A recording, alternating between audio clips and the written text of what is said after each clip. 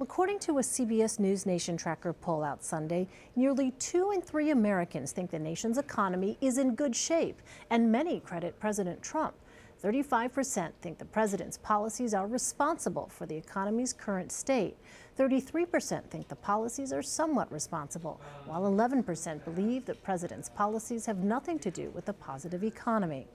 Anthony Salvanto is our CBS News Director of Elections and Surveys, and he joins me now. All right, Anthony, so good numbers on the economy and Trump policies here getting at least some of the credit. What is driving those views? Yeah, that connection between the way things are and the credit that you give the president is really important. Obviously, we've been talking a lot about the midterms coming up, even though it's 6 months away. You know, the candidates are gearing up, the primaries are going along, and, you know, the economy is always a big driver of how people vote. So we start watching that, even amid the swirl of other news, and there's plenty of other news out there. It's one of the things that pollsters keep an eye on. As you start to see the president get more and more credit for what most Americans say is a pretty good economy, that ties him in then to it even more, and it also could affect how people vote, because he's going to be a big factor in the midterms, of course. And so we watch that pretty carefully. But the biggest thing, another big thing that jumped out at me in the poll was the way that there's a split between not just how things are, but whether or not you feel the president is working for people like you.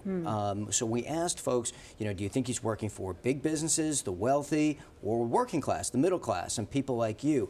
And I noticed that there's a big difference between his strongest supporters, and they're about a quarter of the population now. He's got more support than that, but these are his strongest supporters. And they feel that he's working for them. And there's a big drop-off between them and his more conditional supporters who are saying, yeah, we're waiting and seeing. We're jury's out, we support him, but we'll see.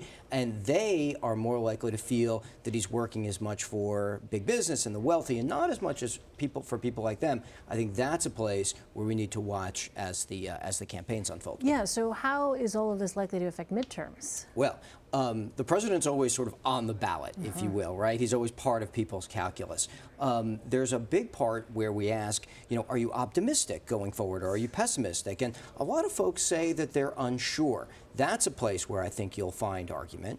And then we're talking about the president as a figure. Of course, the Democrats have major political figures on their side. So we asked, especially for Democrats, because you've got splits in the party among folks who want to go with a more progressive, more liberal agenda. Some say that they should be backing a more moderate candidate, someone who'll say that they'll work and get along with the president. All of that is in play during the midterms.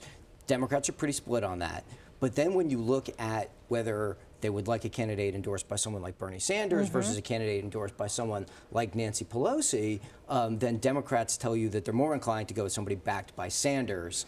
And then you look at independents, and that's even more the case. Bernie Sanders, much more positive influence among independents than Nancy Pelosi has. Interesting, the populists within the Democratic Party. All right, Anthony Salvanto. Anthony, thank you so much. You're welcome.